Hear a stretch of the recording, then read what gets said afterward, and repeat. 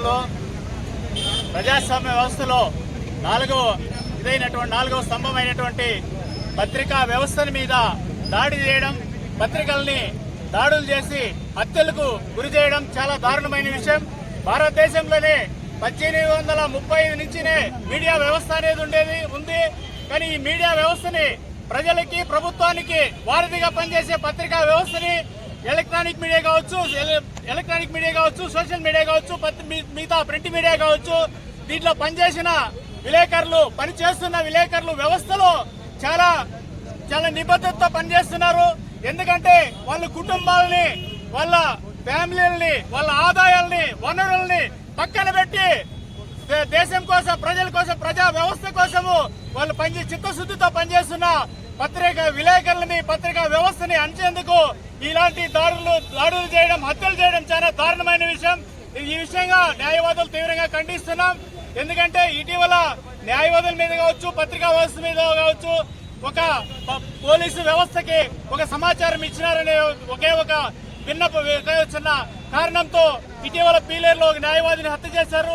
నిన్న వీకోట్లో జరిగిన హత్య కూడా అలాంటి హత్య అని చెప్పి తెలుస్తోంది. ఎందుకంటే ఎర్రచందనం స్మగ్లర్ల గురించి సమాచారం ఇచ్చినందుకు, పోలీసులకు ఇచ్చినందుకు కారణంగా ఈ హత్యకు కారణం తీసిందని చెప్పి తెలుస్తోంది. కాబట్టి ప్రభుత్వం, కేంద్ర ప్రభుత్వం కానీ, రాష్ట్ర ప్రభుత్వం కానీ ఖచ్చితంగా మీడియా వ్యవస్థ, పత్రికలు రాసే వాళ్ళకి ఖచ్చితంగా ఒక ప్రొటెక్షన్ యాక్ట్ ను, విలేకరులకి జర్నలిస్ట్ ప్రొటెక్షన్ యాక్ట్ ను తీసుకొని వస్తే బాగుంటుందని మా అభిప్రాయం. ఎందుకంటే తమిళనాడు రాష్ట్రంలో జర్నలిస్ట్ ప్రొటెక్షన్ యాక్ట్ ఉందని చెప్పేసి తెలిసింది. కాబట్టి అలాంటి వ్యవస్థని ఆంధ్రప్రదేశ్ లో కూడా అమలు చేయాలి.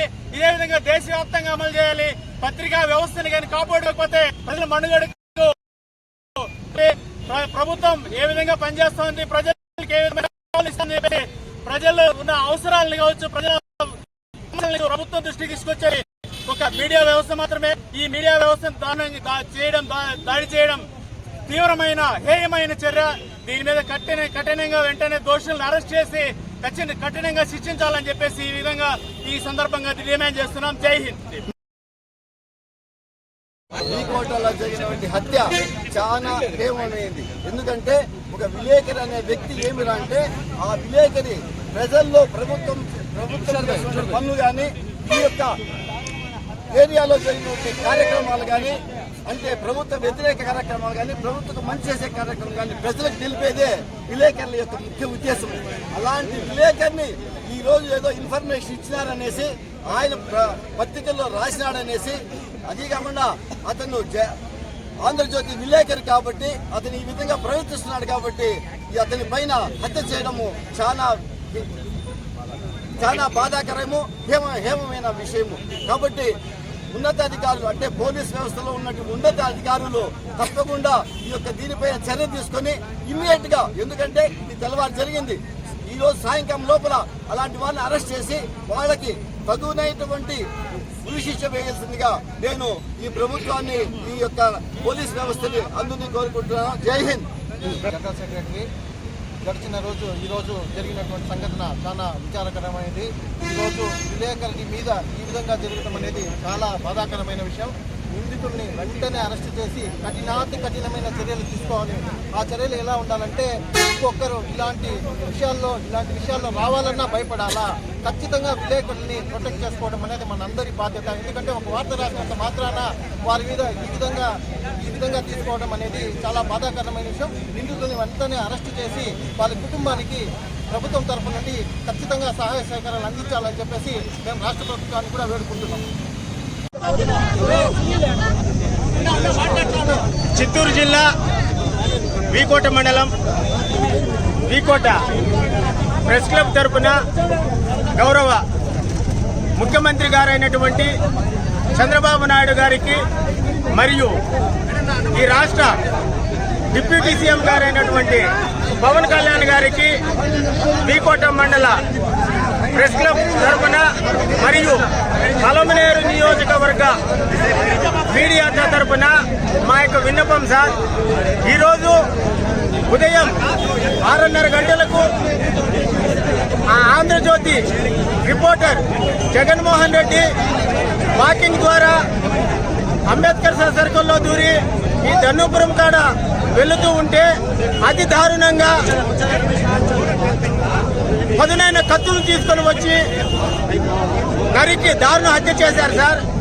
ఈ విషయంపై మీరు వెంటనే స్పందించి ఎవరైతే ఆంధ్రజ్యోతి రిపోర్టర్ పైన దాడి చేసి దారుణ హత్యకు గురి చేశారో వారిని ఎన్కౌంటర్ చేయాలని, అదేవిధంగా ఈ రాష్ట్రంలో ఉండేటటువంటి ప్రింట్ అండ్ ఎలక్ట్రానిక్ మీడియా వారికి ప్రత్యేకమైనటువంటి చట్టం తీసుకొని రావాలని, ప్రత్యేకమైనటువంటి చట్టంలో మాకు ఉన్నటువంటి ఉపయోగాలు మొత్తము కల్పించాలని, మాకు రక్షణ ఇవ్వాలని ఈ యొక్క మీడియా ద్వారా మేము డిమాండ్ చేసేస్తున్నాం. అంతేకాకుండా ఈ రాష్ట్రంలో మీడియా అంటే ఫోర్త్ స్టేట్ అని అంటారు. ఈ యొక్క పరిపాలనలో మీడియా మిత్రులు 4వ స్తంభంగా పనిచేస్తున్నటువంటి మా పైన దారుణాలు, దాడులు, తప్పుడు కేసులు ఈ విధంగా రోజు రోజుకి పెరిగిపోతున్నాయి సార్. మీరు దయచేసి ఈ రాష్ట్రంలో ఉండేటటువంటి మీడియా మిత్రులకు అందరికీ ప్రత్యేకమైనటువంటి చట్టం తీసుకొని రావాలి.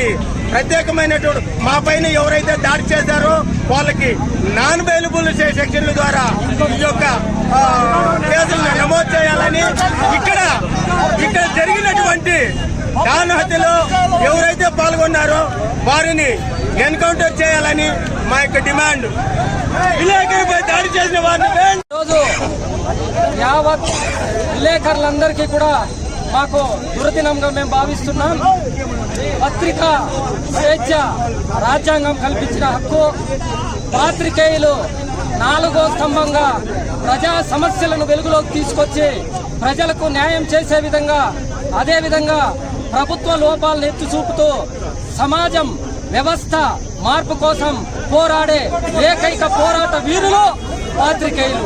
అలాంటి విలేకరి మా వీకోట ప్రెస్ క్లబ్ అధ్యక్షుడు జగన్మోహన్ రెడ్డి గారు ఉదయం 7 గంటలకు వాకింగ్ వెళ్తుంటే దుండగులు కాపు కాసి కత్తులతో వెంటపడి నరికి చంపడం అనేది చాలా దారుణమైన విషయం.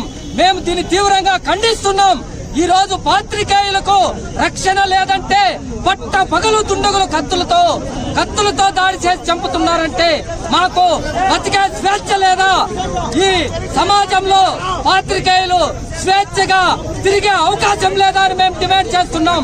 ప్రభుత్వం వెంటనే మా పాత్రికేయ మిత్రులు జగన్మోహన్ రెడ్డి గారిని అత్యంత దారుణంగా పాశవిహంగా హత్య చేసిన దుండగులను వెంటనే అరెస్ట్ చేసి వాళ్ళని బహిరంగంగా ఎన్కౌంటర్ చేయాలని మేము ఈ సభాముఖంగా డిమాండ్ చేస్తున్నాం. చిత్తూరు జిల్లా అధ్యక్షుడు, ఆంధ్రప్రదేశ్ మీడియా ఫెడరేషన్. ఈరోజు బాధాకరమైన విషయం. మన వీకోట మండల ఆంధ్రజ్యోతి రిపోర్టర్ జగన్మోహన్ రెడ్డిని ఉదయం వాకింగ్ వెళ్తున్న సమయంలో ఎర్రచందనం దుండగులు అతి కిరాతంగా హత్య చేయబడింది. పోలీసులు వెంటనే దుండగుల్ని అరెస్ట్ చేసి వాళ్ళని ఎన్కౌంటర్ చేయాలి. అట్లు చేయని పక్షాన దేశవ్యాప్తంగా, రాష్ట్ర వ్యాప్తంగా నిరసనలు తెగలు పడతాయి. వెంటనే పోలీసులు చర్య తీసుకొని అతను అరెస్ట్ చేయాలి. ఈరోజు 11 గంటలకు పలంనేరు ఏటీఎం నందు సర్కిల్ నందు అన్ని పార్టీలు, అన్ని విలేక సంఘాలు ధర్నా చేస్తున్నాం. వెంటనే పోలీసులు స్పందించాలని మరీ కోరుతున్నాం.